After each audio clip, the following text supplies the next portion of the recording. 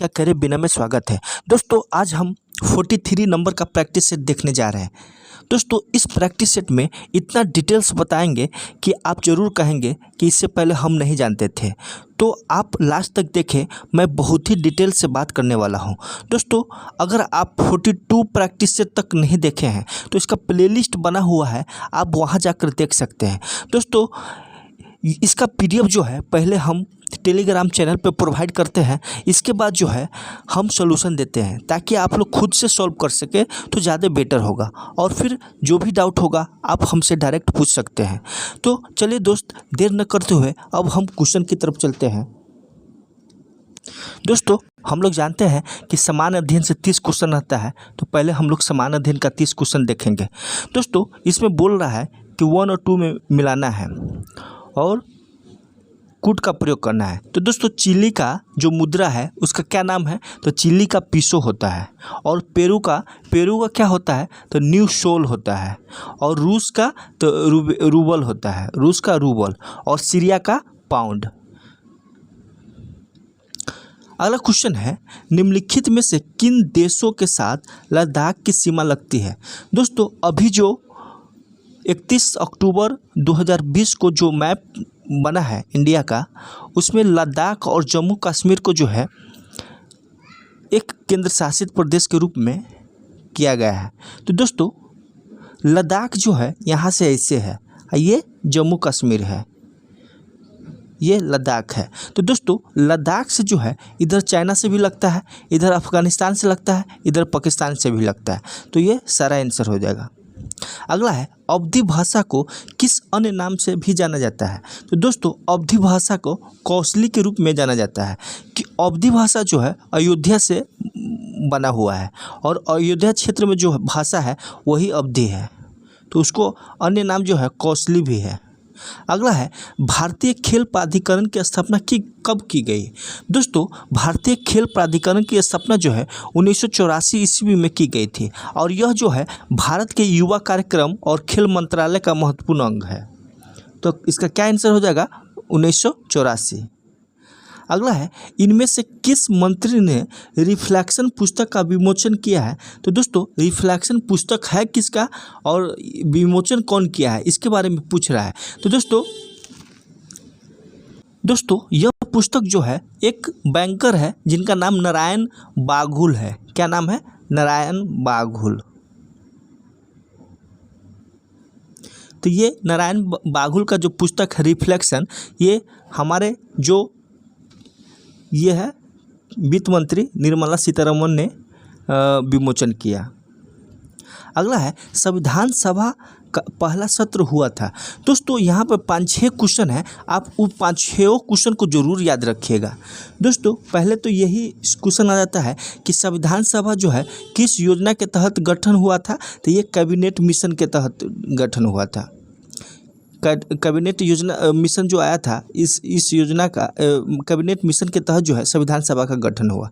और इसका पहला बैठक जो है 9 दिसंबर 1946 को हुआ। और इसका अध्यक्ष कौन था?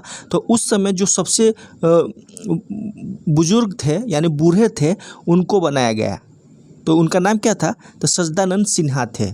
इसके बाद 11 दिसंबर को जो है डॉक्टर राजेंद्र प्रसाद जो है अस्थायी रूप से अध्यक्ष बन जाते हैं। और उपाध्यक्ष कौन बनते हैं? तो एस.सी. मुखर्जी को उपाध्यक्ष बनाया जाता है, एस.सी. मुखर्जी को। दोस्तों इसके बाद एक डेट 9 हो गया, 11 हो गया।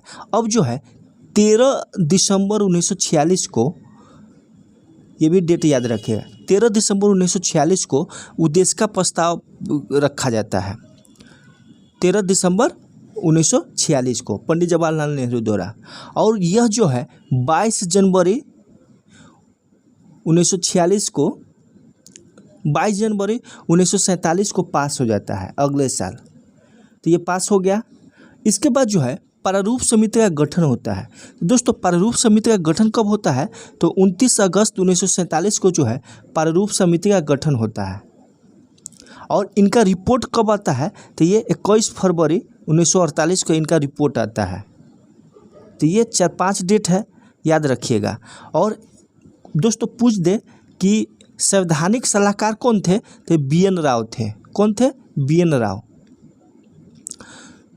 ऐसे और क्वेश्चन है, जैसे फर्स्ट वाचन कब हुआ था? तो 4 नवंबर 1948 को हुआ फर्स्ट वाचन। जब रिपोर्ट पेश किया गया तो उसके बाद जो है उसको पढ़ा गया। तो फर्स्ट वाचन जो है 4 नवंबर 1943 को हुआ। दूसरा वाचन कब हुआ? तो दोस्तों दूसरा वाचन जो है ये 15 नवंबर 1948 से शुरू होता है और 17 अक्टूबर 1949 तक चलता है। कब तक? 17 अक्टूबर 1949 को दूसरा। तीसरा जो है 14 नवंबर 1949 से शुरू होता है। 14 नवंबर 1949 से ये तीसरा वाचन है। इसके बाद जो है 26 नवंबर 1949 को जो है आंशिक रूप से लागू हो जाता है, जिसमें टोटल जो है 16 अनुच्छेद लागू होता है उस दिन 26 नवंबर 1949 को। अगला क्वेश्चन है, निम्नलिखित में से कौन सा सुमेलित नहीं है? सुमेलित नहीं है वो बताना है। तो समता का अधिकार जो है 14 से 18 है, सही है। इसके बाद स्वतंत्रता का अधिकार होता है जो 19, 20, 21, 22 है, तो ये गलत हो गया। शोषण के विरुद्ध अधिकार जो है ये अनुच्छेद 23-24 में है। और धार्मिक स्वतंत्रता का अधिकार 25 से 28, सांस्कृतिक एवं शैक्षणिक स्वतंत्रता का अधिकार 29-30, रीट है 32 में। और दोस्तों ग्राम पंचायत के किस में है? 40 में है। दोस्तों अगर पूछ दे कि गांधी जी गांधीवाद गांधीवाद से यानी गांधीवाद सिद्धांत है वो कौन कौन आर्टिकल फॉलो करता है, इससे पहले हम प्रैक्टिस सेट में बताया भी है, आज भी बता दे रहे हैं। 40 है, 43 है, 43B है, फिर 46 है, 47 है और 48 है। ये जितना अनुच्छेद है ये गांधीवादी सिद्धांत को फॉलो करता है। अगला है, निम्नलिखित में से किसकी नियुक्ति भारत के राष्ट्रपति करते हैं? तो किसकी नियुक्ति? तो भारत के महान्यायवादी जो आर्टिकल 76 में है और प्रसाद प्रयत्न पे भी काम करता है ये अटॉर्नी जनरल। नियंत्रक एवं महालेख परीक्षक ये किस अनुच्छेद में है? तो 248 में है। दोस्तों 148 में है। और राज्य के राज्यपाल तो ये अनुच्छेद 155 में है, तो इसका सभी आंसर हो जाएगा। दोस्तों अगर राज्य में पूछ दे एडवोकेट तो ये अनुच्छेद 165 है। अगला है, निम्नलिखित में से कौन संविधान के 73वें संविधान संशोधन था? तो जिला पंचायत, क्षेत्र पंचायत और ग्राम पंचायत तो था, लेकिन नगर पंचायत जो है ये 74वां में है, इसीलिए इसमें 1, 2, 3 सही हो जाएगा। अगला है, अगला क्वेश्चन है, विधान के सदस्यों की निहारता से संबंधित प्रश्नों पर अंतिम विनिश्चय किसके द्वारा लिया जाता है? तो दोस्तों अंतिम विनिश्चय जो है राज्यपाल द्वारा लिया जाता है। दोस्तों संविधान के अनुच्छेद 192 के 1 के अनुसार जो है, यदि यह प्रश्न उठता है कि किसी राज्य के विधानमंडल के किसी निहरता से ग्रस्त हो या नहीं हो, तो वह प्रश्न जो है राज्यपाल को विनिश्चय के लिए निर्देशित किया जाएगा और उनका विनिश्चय जो है अंतिम होता है। किस आर्टिकल में है? 192 के 1 आर्टिकल में है। अगला है, कुमाऊं हिमालय निम्नलिखित में किन नदियों के बीच में है? तो दोस्तों कुमाऊं हिमालय है कौन नदी के बीच में? तो इसमें सारा हिमालय के आप लोग याद रखिएगा। सतलज से काली है, लेकिन अगर सिंधु से सतलज कह दे तो ये कश्मीर हिमालय या पंजाब हिमालय भी कहते हैं इसको, कश्मीर हिमालय या पंजाब हिमालय। और सतलज और काली को कुमाऊं हिमालय कहते हैं। और काली से तीस्ता जो है नेपाल हिमालय है, ये नेपाल हिमालय हो गया। और तीस्ता से दिहांग जो है असम हिमालय है। अगला है, निम्न में से कौन जलप्रपात नर्मदा नदी पर नहीं है? तो कौन सा जलप्रपात जो है नर्मदा नदी पर नहीं है? तो दोस्तों हम लोग जानते हैं कि नर्मदा नदी पे कपिल धारा, दूध धारा और भेड़ा घाट ये जलप्रपात तो है, लेकिन भाल कुंड जो है नहीं है, तो बी आंसर हो जाएगा। मिलाना है, मैग्नीज कहाँ मिलता है? तो मैग्नीज जो है मध्य प्रदेश में, और निकेल उड़ीसा में, सीसा जस्ता राजस्थान में, एस्बेस्टस जो है आंध्र प्रदेश में। तो 1 2 3 4 हो जाएगा। अगला है, निम्नलिखित में से कौन सा एक जनसंख्या के घनत्व के आधार पर भारत राज्यों का जनगणना के सही अवरोह है? तो सबसे ज़्यादा कहाँ है? बिहार में है, इसके बाद वेस्ट बंगाल में, इसके बाद केरल है, इसके बाद यूपी है। तो 4 गो के याद रखिएगा। सबसे ज़्यादा कौन है? बिहार है, जहाँ कितना है? तो ये 1106 है। और पश्चिम बंगाल में कितना है? तो 1028 है। केरल में तो 829 और 806। तो इस तरह से आप याद रखिएगा। इसका कौन आंसर हो जाएगा? दोस्तों केरल में 806 है और उत्तर प्रदेश में 829। दोस्तों तो यही सीरियल है, बिहार, पश्चिम बंगाल, केरल और उत्तर प्रदेश, 4 गो। अगला है, सूर्य के सबसे निकटवर्ती 4 ग्रह को क्या कहते हैं? तो ये पार्थिव ग्रह कहते हैं। और कौन कौन होता है? तो बुध होता है, शुक्र होता है, पृथ्वी और मंगल। ये 4 ग्रह जो है पार्थिव ग्रह है। और बाह्य ग्रह किसको बोलते हैं? जिसको जोवियन या बाह्य ग्रह कहते हैं। तो वो जो 4 होता है, बृहस्पति, शनि, अरुण, वरुण, तो वह बाह्य ग्रह होता है। अगला है, निम्नलिखित में से भारतीय राष्ट्रीय कांग्रेस के किस अधिवेशन में महात्मा गांधी ने कहा था कि गांधी मर सकते हैं परंतु गांधीवादी सदैव बना रहेगा? तो ये कराची अधिवेशन 1931 में बोला हुआ था। दोस्तों इनका अध्यक्षता जो है सरदार वल्लभ भाई पटेल ने की थी। और इस अधिवेशन में भाग लेने जा रहे गांधी जी के विरोध में जो है सरदार भगत सिंह और उनके साथियों को नहीं बचाने का आरोप लगाया गया था। और इसी बात को लेकर जो है गांधी जी ने कहा था कि गांधी मर सकता है परंतु गांधीवादी नहीं मर सकता है। ब्रह्म समाज, तो दोस्तों ब्रह्म समाज कौन स्थापना किया था और कहाँ स्थापना किया था? तो ब्रह्म समाज की स्थापना जो है राजा राम मोहन राय ने कहाँ? कलकत्ता में किया था। तो कब किया था? 1928 में, 1828 में, सॉरी। और मानव धर्म सभा, तो मानव धर्म सभा की स्थापना जो है 1844 ईस्वी में सूरत में हुआ था। और आर्य समाज, तो आर्य समाज की स्थापना दयानंद सरस्वती ने 1875 में मुंबई में किया था। और नदवा उल उलमा जो है ये लखनऊ में हुआ था। अगला है, निम्नलिखित में से कौन सा ग्रंथ उल्लेख करता है कि अशोक श्रीनगर का संस्थापक था? तो कौन सा ग्रंथ है? तो ये राजतरंगिणी है। दोस्तों राजतरंगिणी के बारे में हम डिटेल्स बात करेंगे और फिर आपको जो अच्छा लगेगा आप नोट कर लीजिएगा। दोस्तों राजतरंगिणी किसके द्वारा लिखा गया? तो ये कल्हण के द्वारा लिखा गया। और इसमें कितने तरंग है? तो इसमें 8 तरंग है। दोस्तों 8 तरंग है। और यह जो है ये विशुद्ध रूप से लिखा गया पहला ऐतिहासिक ग्रंथ है, ऐतिहासिक ग्रंथ है। दोस्तों प्रथम जो 3 है, जो प्रथम 3 तरंगे जो है कश्मीर के प्राचीन इतिहास की जानकारी देता है। कौन? प्रथम 3। और इसी में जो है श्रीनगर नामक नगर की बसाया था ये अशोक, तो इसी में चर्चा है प्रथम 3 में। दोस्तों अशोक ने विजेश्वर मंदिर का भी निर्माण किया था। कौन मंदिर का? विजेश्वर मंदिर का, इसको याद रखिएगा, कश्मीर में। दोस्तों बाद के 3 जो तरंग है, कौन? बाद के 3, 4, 5 और 6।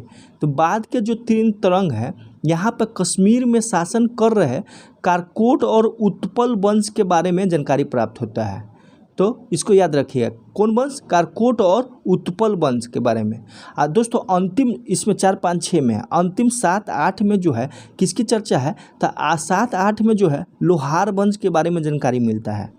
तो कारकोट और उत्पल वंश के बारे में 4, 5, 6 में, 7 और 8 में जो है किस वंश के बारे में? लोहार वंश के बारे में। और कल्हण जो है लोहार वंश के शासक जयसिंह के दरबार में रहते हुए राजतरंगिणी की रचना की थी। तो इसको याद रखिएगा। फर्स्ट 3 जो है प्राचीन इतिहास के बारे में है। 4, 5, 6 जो है ये 2 राजवंश है, कारकोट और उत्पल वंश। और 7, 8 जो है लोहार वंश के बारे में है। और कल्हण जो है ये जयसिंह जो लोहार वंश का था, जयसिंह के दरबार में रहते हुए राजतरंगिणी की रचना की थी। दोस्तों अगर मुद्रा राक्षस पूछ दे तो मुद्रा राक्षस जो है विशाखा दत्त का है और ये गुप्त काल में लिखा गया। और बृहत थामंजरी क्षेमेंद्र द्वारा लिखा गया। कथा सरित सागर सोमदेव द्वारा। तो ये सब याद रखिएगा। ये भी क्वेश्चन बहुत अच्छा है। ऋग्वेद के किन मंडलों को वंश मंडल के नाम से जाना जाता है? तो दोस्तों दू से लेकर 7 तक को जो है वंश मंडल माना जाता है। दोस्तों इसमें हम लोग 10 मंडल के बारे में थोड़ा थोड़ा चर्चा करेंगे। तो दोस्तों 2 से 7 जो है सबसे प्राचीन है और सबसे नया कौन है? तो सबसे नया जो है 10वां मंडल है। प्रथम माने 10वां मंडल जो है सबसे नया है। इसके बाद दूसरा स्थान पर पहला मंडल है। दूसरा स्थान पर पहला मंडल है। तो 10वां और पहला को जान गए। 10वां सबसे पहला है और दूसरा नंबर पर फर्स्ट है और 2 से 7 जो है सबसे प्राचीन है। तो इस तरह से याद रखिएगा। दोस्तों ऋग्वेद में कुल मंत्रों की संख्या कितना है? तो ऋग्वेद में कुल मंत्रों की संख्या 10,462 है। ये सब कभी काल पूछ देगा, तो अगर याद रहेगा तो आप बना सकते हैं। और सूक्तों की संख्या तो 1028 है। दोस्तों इसमें हम लोग थोड़ा सा मंडल के बारे में जानने की कोशिश करेंगे। दोस्तों दूसरा मंडल की रचना किसने किया था? तो दूसरा मंडल की रचना गृहसमद ने किया था। गृहसमद। और इनको जो है इनको पहला इंजीनियर या बुनकर बोला जाता है, गृहसमद को। अगर तीसरा मंडल पूछ दिया जाए तो तीसरा भी इम्पोर्टेंस है। तीसरा जो है विश्वामित्र ने रचना किया था। कौन? विश्वामित्र। और गायत्री मंत्र की चर्चा इसमें है। विश्व का पहला पुरोहित इन्हीं को कहा जाता है। विश्व का पहला पुरोहित विश्वामित्र को जो तीसरा मंडल रचना किया था। दोस्तों चौथा मंडल की रचना किसने किया था? तो चौथा मंडल की रचना जो है वामदेव ने किया था। और दोस्तों ये इनको जो है वामदेव को कृषि इंजीनियर बोला जाता है, क्योंकि कृषि करने का सारा चीज़ जो है चौथा मंडल में दिया हुआ है, जो वामदेव ने रचना किया था। दोस्तों छठा अगर पूछ दे तो भारद्वाज किया था। छठा जो है भारद्वाज किया था। और दोस्तों इसमें जो है छठा मंडल में कपड़ा निर्माण का सभी टेक्निक दिया हुआ है। और सातवां जो है ये सातवां वशिष्ठ ने किया था और इसमें जो है युद्ध जीतने का टेक्निक बताया है इसमें। तो ये सारा चीज़ है, अगर आप लिखना चाहें तो लिख सकते हैं। दोस्तों सातवां मंडल में जो है युद्ध टेक्निक बताया है और इसी मंडल में जो है दशराज का युद्ध होता है। किसका? दशराज का युद्ध। और इस युद्ध में जो है सुदास विजयी होता है और 10 जन पराजित हो जाता है। अगला क्वेश्चन है निम्नलिखित किस सल्तनत के शासक ने प्रशासक में स्वयं घूसखोरी को प्रोत्साहित किया था? तो दोस्तों अगर आप पढ़े होंगे तो जरूर जानते होंगे, क्योंकि ये फिरोज शाह तुगलक है। शम्स सिराज अफीफ के अनुसार जो है सुल्तान ने एक सैनिक को एक टाका दिया ताकि वह रिश्वत देकर अपना घोड़ा दीवाने अर्ज में पास कर सके, इसलिए यह प्रोत्साहन किया फिरोज शाह तुगलक। अगला है श्रीनगर कश्मीर स्थित पत्थर मस्जिद का निर्माण किसने कराया था? तो दोस्तों श्रीनगर कश्मीर स्थित पत्थर मस्जिद का निर्माण जो है जहांगीर के समय हुआ, लेकिन नूरजहां ने 1623 ईस्वी में कराया था। 1623 ईस्वी में। अगला क्वेश्चन है द्वितीय पंचवर्षीय योजना का मुख्य उद्देश्य क्या था? तो दोस्तों एक हम बहुत ही अच्छा टॉपिक बता रहे हैं। द्वितीय पंचवर्षीय योजना में जो है समाजवाद का चर्चा हुआ है, आप इसको याद रखिएगा। दोस्तों द्वितीय पंचवर्षीय योजना कब से कब स्टार्ट हुआ? तो ये 56 से 61 है। 56 से 61 जो है द्वितीय। इसका मुख्य उद्देश्य जो था ना, समाजवादी समाज की स्थापना करना मुख्य उद्देश्य। तो इसका आंसर क्या हो जाएगा? तो ये इसका आंसर जो है ये डी हो जाएगा। दोस्तों फर्स्ट किस पे आधार था उसका? Domar Herald model. दूसरा पीसी महानबोलिस है। पीसी महानबोलिस अगर समाजवाद है तो समाजवाद भी है। और दूसरे में जो है फर्स्ट जो है कृषि का बारे में ध्यान किया गया, और दूसरा में जो है उद्योग के बारे में। और तीसरा जो है 61 से 66 चला। 61 से 66 बीच में बंद होकर फिर चौथा जो है 69 से 74। अब पांचवा कब से कब? 74 से 78, 4 वर्ष का था। दोस्तों ये तीसरा में ही ये स्टार्ट होता है क्या? हरित क्रांति 66-67 में। तो इसका हरित क्रांति का बनने का आधार जो है तीसरा पंचवर्षीय योजना है।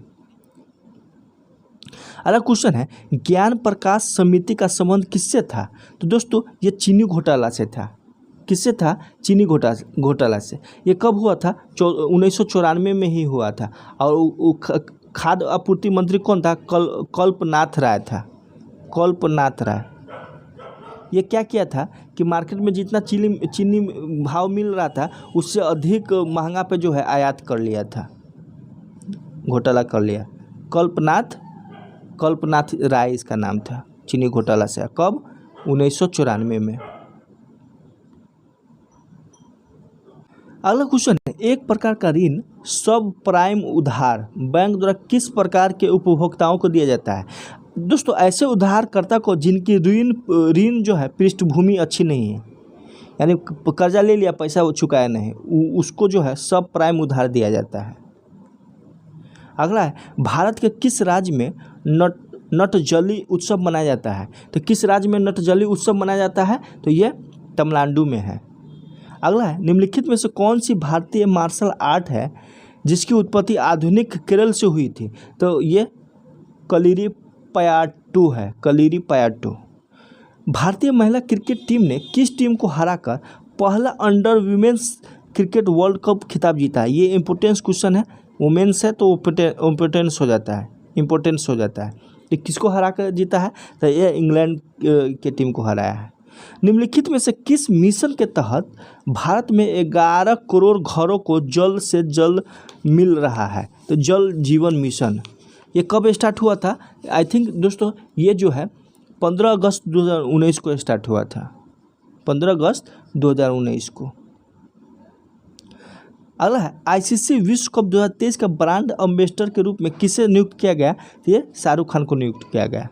नाटो के महासचिव के रूप में पुनः तीसरी बार किसे चुना गया है? तो पुनः तीसरी बार जो है जेंस स्टोल्टेनबर्ग को चुना गया है। दोस्तों ये चर्चा में रहा था इसलिए ये क्वेश्चन पूछा गया है। इनकी स्थापना कब हुआ? तो इनकी स्थापना जो है 4 अप्रैल 1949 को हुआ है।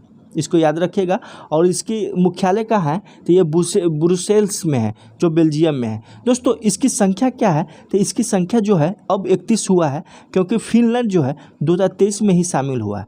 और 32वां जो है स्वीडन होने वाला है। स्वीडन जो है ये भेज चुका है और स्वीकार भी किया गया है, अभी घोषणा नहीं हुआ है। तो 32वां स्वीडन होने वाला है। फिनलैंड जो है ये 31वां है। अब हम लोग साइंस का क्वेश्चन देखेंगे। दोस्तों साइंस से 20 क्वेश्चन है, आप साइंस पे भी ध्यान दीजिएगा, क्या है कि इसका वेटेज बहुत अच्छा है। दोस्तों क्वेश्चन है कि हाइड्रोजन से भरा हुआ पॉलीथीन का गुब्बारा पृथ्वी के स्थल से छोड़ा जाता है तो वायुमंडल में ऊंचाई पर जाने से क्या होता है? तो दोस्तों गुब्बारे के अंदर भरी हुई जो हाइड्रोजन है उसका दबाव वायुमंडलीय दबाव से अधिक होने के कारण जो है गुब्बारे का फैलाव होने लगता है। अतः इसमें जो है गुब्बारे का अमाप वृद्धि होगा। तो फर्स्ट ही सही हो जाएगा, अमाप वृद्धि होगा। तो वृद्धि इसमें कौन सा ऑप्शन है? तो ये सी हो जाएगा। कहा कि जो हाइड्रोजन का अंदर है वायुमंडलीय प्रेशर से अधिक हो जाएगा तो इसका फैलाव होने लगेगा, उसी फैलाव को जो है अमाप कहते हैं। अगला है नीचे दिए गए शब्द को। तो दोस्तों ये इजी क्वेश्चन है। प्रतिरोध रेसिस्टेंस बोलते हैं तो किससे होगा? ओम से होगा। करंट किससे नापते हैं? एम्पियर से। बल को कौन परिभाषित किया था? न्यूटन। पावर का क्या होता है? डब्लू। अगला है ग्लेशियर में बर्फ हमेशा निम्न में से कहाँ से पिघलता है? तो दोस्तों ये सब क्वेश्चन है, अगर आप एक बार भी देखे होंगे तो जरूर सही कर देंगे। और ये सब जनरल साइंस का क्वेश्चन है तो इसको डायरेक्ट याद करना चाहिए, रट लेना चाहिए। तो ये कौन है? सबसे निचले स्तर से होगा। तो कितना लड़का ऊपर सतह से मार सकता है? तो ये सब क्वेश्चन अगर एक बार आपके नज़र से चला गया तो आप सही कर सकते हैं, इसलिए प्रैक्टिस सेट बहुत ही ज़रूरी है। निम्न में से किसमें ध्वनि तरंग को मानव कान नहीं सुन सकता है? तो कौन सा ध्वनि तरंग है जिसको मानव कान नहीं सुन सकता है? तो प्रासर्व तरंगे, क्योंकि ये 20 हर्ट्ज मनुष्य कहाँ से कहाँ सुनता है? 20 हर्ट्ज से 20 किलो हर्ट्ज तक। ये जो होता है 20 किलो हर्ट्ज से अधिक होता है, ये 20 हर्ट्ज से कम होता है। दोस्तों वीडियो अगर थोड़ा भी अच्छा लगे तो आप अभी तक जो चैनल से नहीं जुड़े हैं तो ज़रूर जाइए, जुड़ जाइए और बेल आइकन ज़रूर प्रेस कर लीजिए ताकि आपको कोई भी वीडियो आए तो नोटिफिकेशन आए। दोस्तों इसके बाद जो है हम ये कुछ समय बचा हुआ है, उसमें हम कैसे तैयारी करेंगे ताकि आप 100% सिलेक्शन का चांस बने आपका, तो इसके बारे में हम छोटा सा वीडियो लेकर आएंगे नेक्स्ट टाइम। अगला क्वेश्चन है, पानी से भरे तालाब की गहराई कम दिखाई देती है, यह निम्नलिखित में से किसके कारण होता है? यह किसके कारण होता है? तो दोस्तों अपवर्तन के कारण होता है। किसके कारण? अपवर्तन के कारण। अपवर्तन के कारण और क्या होता है? तो तारों को टिमटिमाना जो है अपवर्तन के कारण ही होता है। दोस्तों सूर्योदय 2 मिनट पहले और विलंब 2 मिनट बाद सूर्यास्त दिखाई देता है, तो ये भी अपवर्तन के कारण ही होता है। दोस्तों प्रकाश का प्रकीर्णन किससे क्या क्या होता है? तो सूर्योदय और सूर्यास्त के समय सूर्य का रंग लाल दिखना, ये किसके कारण होता है? प्रकीर्णन के कारण होता है। बैंगनी रंग के प्रकाश का प्रकीर्णन जो है सबसे अधिक होता है और लाल रंग का सबसे कम, इसलिए लाल रंग को जो है हम लोग सिग्नल के रूप में यूज करते हैं।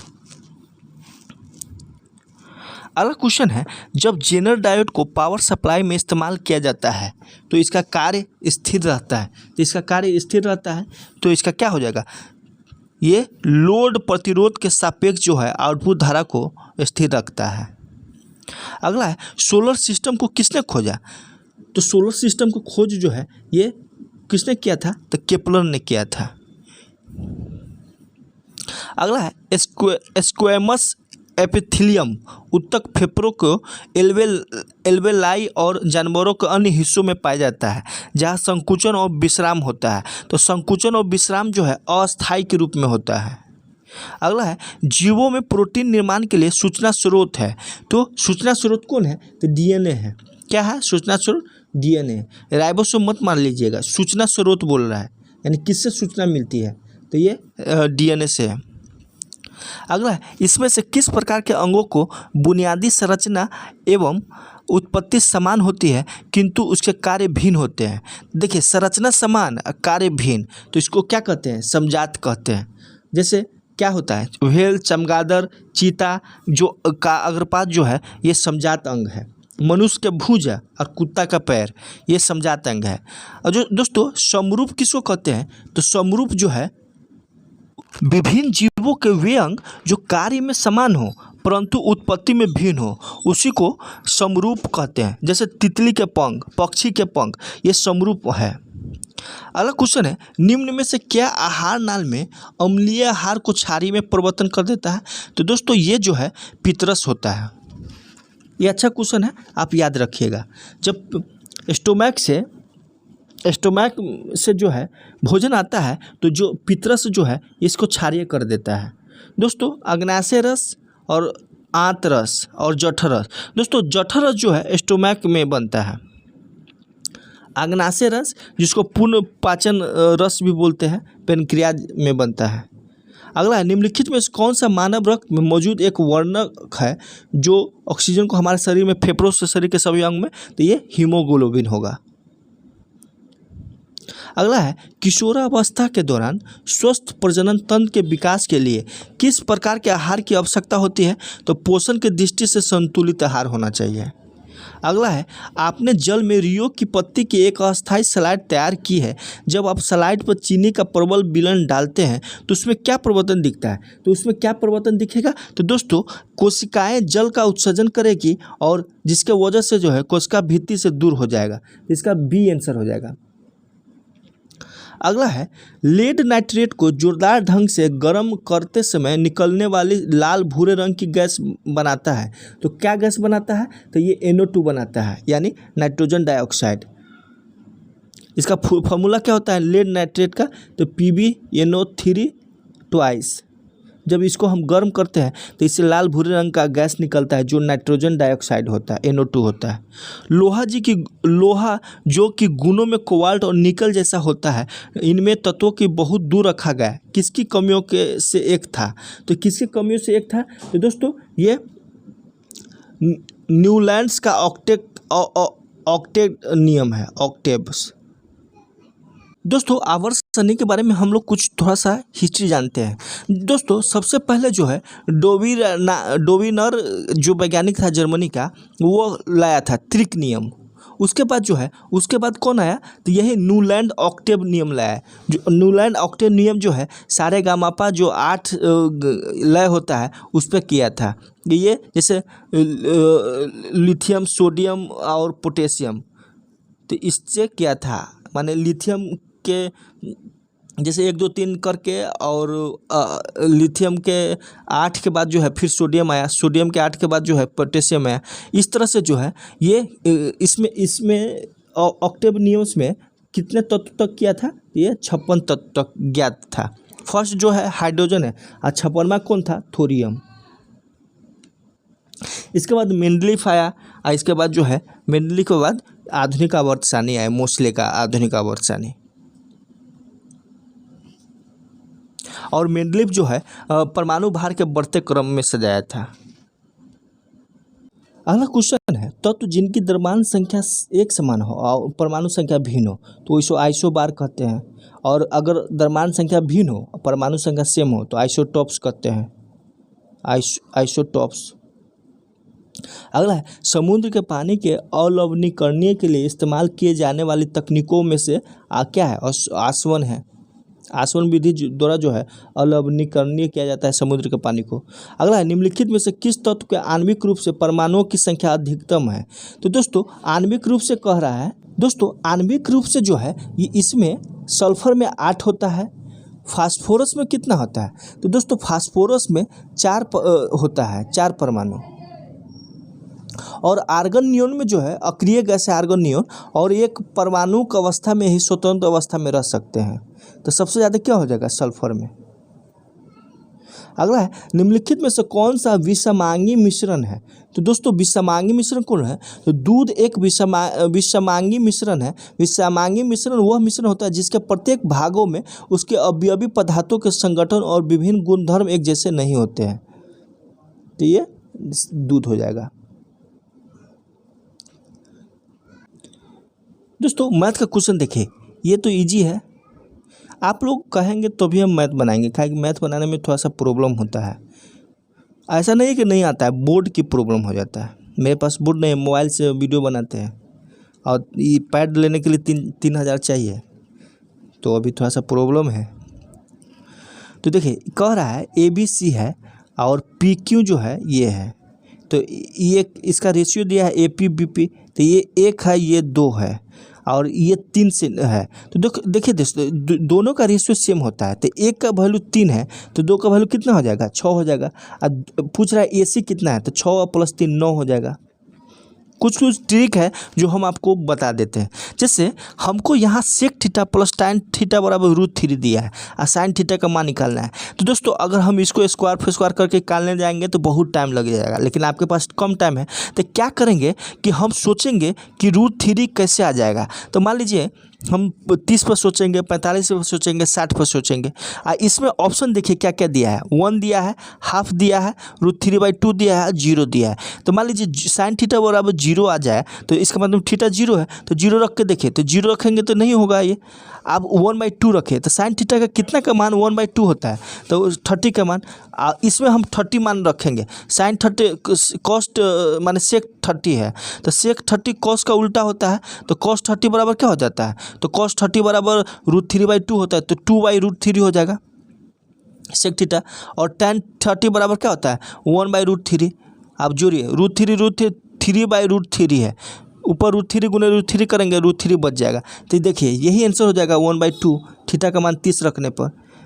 इसमें देखिए इसमें भी थीटा का मान हम रखेंगे, तो देखिए इसमें हम ऐसा मान रखेंगे जो 1/√2 आ जाए। तो देखिए cos 45 का मान रखें, तो cos 45 का मान क्या होता है, 2 × 1/√2, यानी cos 45 का मान √2 होता है, 1/√2। तो ये देखिए 2 में से 1 गया तो 1/√2, तो 1/√2 हो गया। तो इसका मतलब थीटा का मान कितना हो गया, थीटा का मान 45 हो गया। अब जो पूछ रहा है उसमें 45 का मान रखेंगे, 2 sin थीटा, तो 2 sin थीटा क्या हो जाएगा, 1/√2, तो √2 बच गया ऊपर, 1/√2, √2 गुने √2। आप cos थीटा, तो cos थीटा का मान कितना होता है, तो ये 2/√2 हो गया, और cos 1/√2, तो 3/√2, ऐड करेंगे तो 3/√2 किस में है, इसमें है। तो इस टाइप से भी हम लोग ट्रिगोनोमेट्री का सॉल्व कर सकते हैं। तो आप लोग जो है मैथ सॉल्व कीजिएगा और कमेंट कीजिएगा कि सर 5 नंबर नहीं बना है, 10 नंबर नहीं बना, माने नंबरिंग कीजिएगा। इसके बाद जो है हम आपको बेस्ट शॉर्ट मेथड आपको बनाकर हम बताएंगे, टेलीग्राम पे बनाकर हम ज़रूर बताएंगे। तो आप लोग कमेंट कीजिएगा। मैथ रीजनिंग, मैथ मैं बहुत ही अच्छा जानता हूँ, ट्रिकीज वाइज जानता हूँ, लेकिन मेरे पास संसाधन की कमी है, इसलिए नहीं बना पाता हूँ। दोस्तों इस लेवल का आप लोग मैथ रीजनिंग जरूर बनाइए और 150 क्वेश्चन का जो है प्रैक्टिस सेट कीजिए। अब हम लोग कंप्यूटर के क्वेश्चन की तरफ चलते हैं। क्वेश्चन है कि कौन सी प्रक्रिया यह सुनिश्चित करने के लिए जांच करती है कि कंप्यूटर के घटक ऑपरेट कर रहे हैं और सही ढंग से जुड़े हुए हैं। तो ये बूटिंग करता है। कौन करता है? बूटिंग। अगला है सेकेंडरी स्टोरेज मीडिया से हार्ड डिस्क में सॉफ्टवेयर प्रोग्राम की कॉपी करने की प्रक्रिया को क्या कहते हैं? तो इस प्रक्रिया को जो है ये अपलोड कहते हैं। अगला है स्टोरेज मीडिया के रूप में निम्न में से क्या सीडी रोम के फ़ायदे हैं? तो सीडी रोम के क्या फ़ायदे हैं? तो दोस्तों सीडी रोम जो है मैग्नेटिक डिस्क की तुलना में सीडी रोम कम गलतियां करते हैं, यही फ़ायदा है।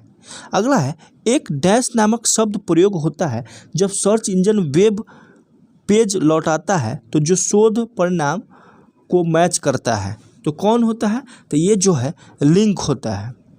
अगला है डैश शब्द वर्तमान में प्रयुक्त विंडो के वर्णन के लिए किया जाता है। तो कौन सा शब्द विंडो के लिए किया जाता है? तो ये सक्रिय विंडो यानी एक्टिव विंडो। माइक्रो प्रोसेसर जो कंप्यूटर का मस्तिष्क होता है उसे क्या कहते हैं? तो उसे क्या कहते हैं? तो दोस्तों उसको जो है माइक्रोचिप कहते हैं। अगला है सर्वसामान्य इनपुट डिवाइस है। तो कौन है? तो ये माउस और कीबोर्ड है।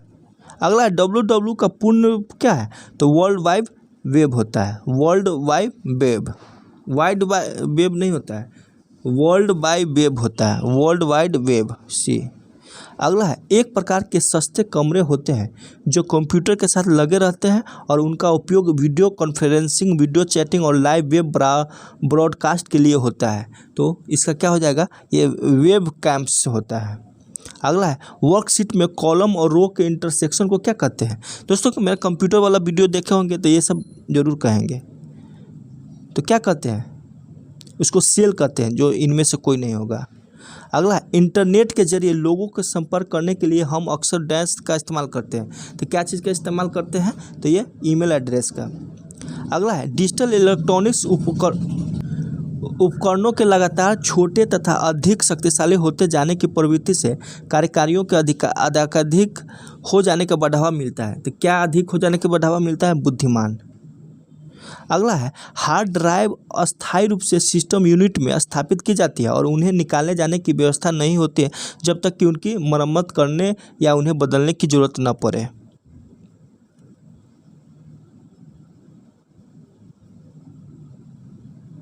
तो इसका क्या हो जाएगा? तो इंटरनल हो जाएगा। अगला है बार कोड एक कोड होता है जो भी विभिन्न मोटाई और ऊंचाई की पट्टियों के माध्यम से डाटा की जानकारी देता है। तो क्या होता है बार कोड? तो ये ऑप्टिकल होता है। अगला है www का अर्थ क्या होता है? रिपीट क्वेश्चन है। किसी टास्क को पूरा करने के लिए स्टेप बाय स्टेप तरीके का स्टेट कहलाता है। तो क्या कहलाता है? एल्गोरिथम कहलाता है। अगला है टेक्स्ट और अन्य डाटा को किस टेम्परेरी एरिया में स्टोर किया जाता है और बाद में किसी दूसरी जगह पर पेस्ट किया जाता है। तो ये रोम। स्प्रेडशीट में एक नंबर होता है जिसे आप कैलकुलेशन में यूज करते हैं।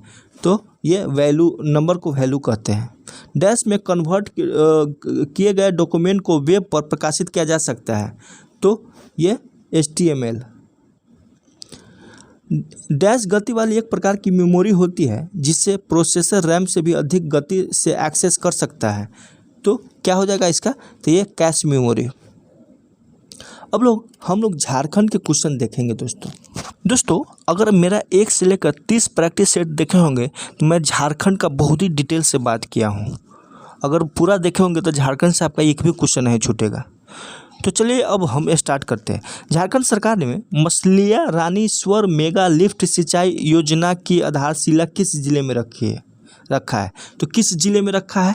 तो ये दुमका जिले में रखा है। अगला है एकलव्य प्रशिक्षण योजना के संबंध में सत्य कथन पहचान करें। तो सत्य कथन को पहचान करना है। तो इस योजना के लाभ लेने वाले अभ्यर्थी की पारिवारिक आय जो है आयकर सीमा के दायरे में न हो। सही है। 45 सूचीबद्ध कोचिंग संस्थानों के द्वारा कुल 8,000 विद्यार्थियों को निःशुल्क शिक्षा दिया जाएगा। यह भी सही है। संयुक्त विधि प्रवेश की तैयारी हेतु लाभार्थियों की अधिकतम 1,000 होगी। ये भी सही है। तो सभी सही है।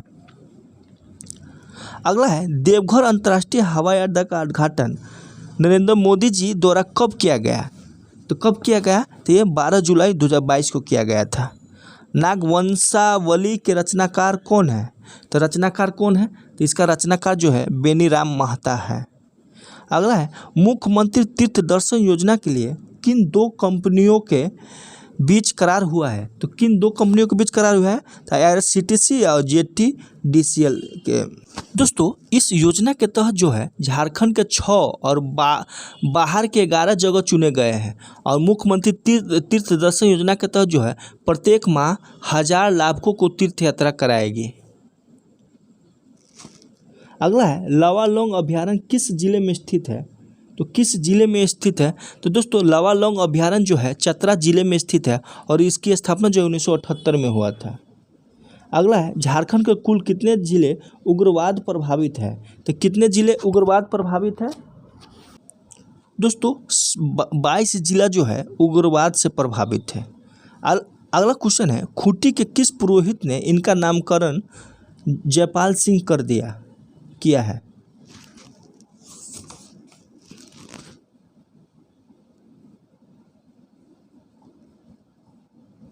दोस्तों ये जयपाल मिश्र है जो है ये खूंटी के जयपाल मिश्र जो है पुरोहित ने इनका नामकरण जयपाल सिंह किया। संत पॉल स्कूल के प्राचार्य जयपाल सिंह को पुरोहित बनाने के उद्देश्य से इंग्लैंड 1919 ईस्वी में ले गए। तो ये जयपाल मिश्र हो जाएगा। अगला निम्नलिखित में से किस इस्पात संयंत्र को लोह की प्राप्ति लौटती हुई मालगाड़ी से होती है? तो किसकी? तो ये इनमें से कोई नहीं होगा क्योंकि बोकारो इस्पात संयंत्र को जो है लोह की प्राप्ति क्योंझर से होती है। समझे? क्योंझर से होती है और कोयला की प्राप्ति जो है झरिया से होती है और चूना पत्थर की प्राप्ति मध्य प्रदेश से होती है। तो बोकारो इस्पात संयंत्र सेल के अधीन कार्यरत है। तो इनमें से कोई नहीं होगा। अगला है राज्य की सबसे छोटी प्रशासनिक इकाई कौन होती है? तो राज्य की सबसे छोटी प्रशासनिक इकाई तो ग्राम पंचायत। निम्नलिखित में से कौन सी कला झारखंड की है? तो कौन सी कला झारखंड की है? तो ये कुर्मी और मुंडा जो है झारखंड से है। अगला है ललिता प्रसाद विद्यार्थी के वर्गीकरण के अनुसार कौन सी जनजाति स्थानांतरण कृषि से जुड़ी है? तो कौन सा जनजाति स्थानांतरित कृषि से जुड़ी है? तो ये शौर्या पहाड़। अगला है जनगणना 2001 के अनुसार निम्नलिखित में से कौन सी जनजाति का लिंग अनुपात राष्ट्रीय औसत से नीचे है? तो राष्ट्रीय औसत से नीचे किसका है? तो ये लोहरा और खरवार का 2001 के जनगणना के अनुसार। अगला है हंसदा सोरेन मुर्मू बसरा निम्नलिखित में से किस जनजाति से संबंधित है? तो किस जनजाति से संबंधित है? दोस्तों ये संथाल से संबंधित है। किस जनजाति से? संथाल से। अगला क्वेश्चन है दीपिका कुमारी को किस वर्ष अर्जुन पुरस्कार से सम्मानित किया गया? तो ये किस वर्ष सम्मानित किया गया है? तो ये जो है ये 2012 में सम्मानित किया गया। अगला है शैलेश कुमार बंदोपाध्याय को किस क्षेत्र में पद्म भूषण से सम्मानित किया गया? तो किस क्षेत्र में पद्म भूषण से? तो ये चिकित्सा और सार्वजनिक स्वास्थ्य। झारखंड में पहली जनगणना कब हुई थी? दोस्तों झारखंड में पहली जनगणना जो है 1872 में मेयो के समय हुई थी। निम्नलिखित में से कौन सा त्यौहार अविवाहित आदिवासी लड़कियों द्वारा मनाया जाता है? तो कौन सा त्यौहार? तो जावा त्यौहार। अगला है झारखंड राज्य जेपी आंदोलनकारियों को पेंशन देने वाला भारत का कौन सा नंबर का राज्य बन गया? तो ये दूसरा है। कौन है? दूसरा। कितने पंचों का चुनाव जो है ग्राम सभा के सदस्यों द्वारा किया जाता है? कितने पंचों का? तो 6 पंचों का। अगला है झारखंड में किस जनजाति में श्राद्ध संस्कार को जो है कामावत कहा जाता है? किस जनजाति में? तो भूमिज जनजाति में। अगला है किस जनजाति ने बांस को ही अपना मूल साधन मानकर अर्थव्यवस्था का आधार चुन लिया है? तो ये भूमिज ही है। अगला अनुसूचित जनजातियों के कल्याण को बढ़ावा देने के लिए संविधान के किस अनुच्छेद में वर्णन किया गया है? तो किस अनुच्छेद में? तो 275 में। 275 में इसका वर्णन है। अगला है झारखंड के सबसे लंबे समय तक सेवा देने वाले मुख्यमंत्री कौन है? तो सबसे लंबे समय तक तो अर्जुन मुंडा हो जाएगा। झारखंड से राज्यसभा की सीटें, तो झारखंड से राज्यसभा की सीटें जो है ये 6 है। अगला है झारखंड ज्ञानोदय योजना का उद्देश्य क्या उपलब्ध करवाना है? तो उद्देश्य क्या उपलब्ध कराना है? स्कूल शिक्षकों के लिए मुफ्त टेबलेट देना। भारत का सबसे बड़ा विस्फोटक कारखाना, तो भारत का सबसे बड़ा विस्फोटक कारखाना जो है गोमिया में है। झारखंड की पहली महिला कैबिनेट मंत्री कौन थी? तो झारखंड की पहली कैबिनेट महिला मंत्री तो जोबा माझी ही है। तिलक माझी ने आदिवासी विद्रोह का नेतृत्व किया और ब्रिटिश सेना प्रमुख को घायल करने में कामयाब रहा। वर्ष 1785 में तिलक माझी को किस शहर में फांसी पर लटका कर दिया गया था? तो इनके बारे में भी हम लोग बहुत चर्चा किए। तो ये भागलपुर। अगला है हिरनी झरना डैश में है?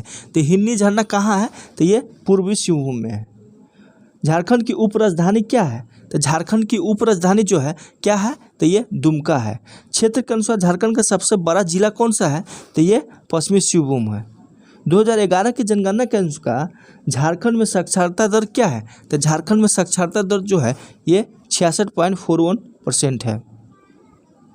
झारखंड में मान्यता प्राप्त जनजातियों की कुल संख्या कितनी है?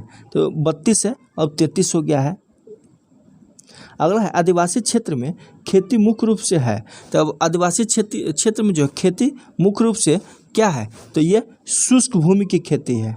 अगला है स्वर्णरेखा नदी का उद्गम है। तो स्वर्णरेखा नदी का उद्गम कहाँ है? तो ये छोटा नागपुर पठार में है। सर्दियों के दौरान मार्च के अंतिम दिन पर टूसू नाम का एक त्यौहार फसल काटने के बाद मनाया जाता है। तो ये पौष महीने में। झारखंड राज्य का सबसे ठंडा स्थान कहाँ है? दोस्तों झारखंड राज्य का सबसे ठंडा स्थान नेतरहाट है। झारखंड में कुल कितने प्रखंड है? तो झारखंड में कुल जो है कितने प्रखंड है? 264 प्रखंड। और ग्राम सभा के गठन के लिए लगभग कितनी जनसंख्या आवश्यक है?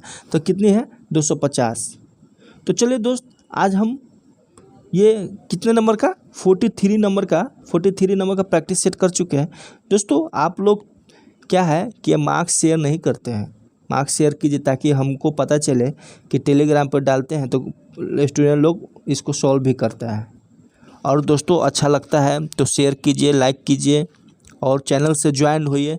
हम लास्ट में जब 15-20 दिन बचेगा तो कुछ स्पेशल करेंगे। चलिए दोस्त, थैंक यू।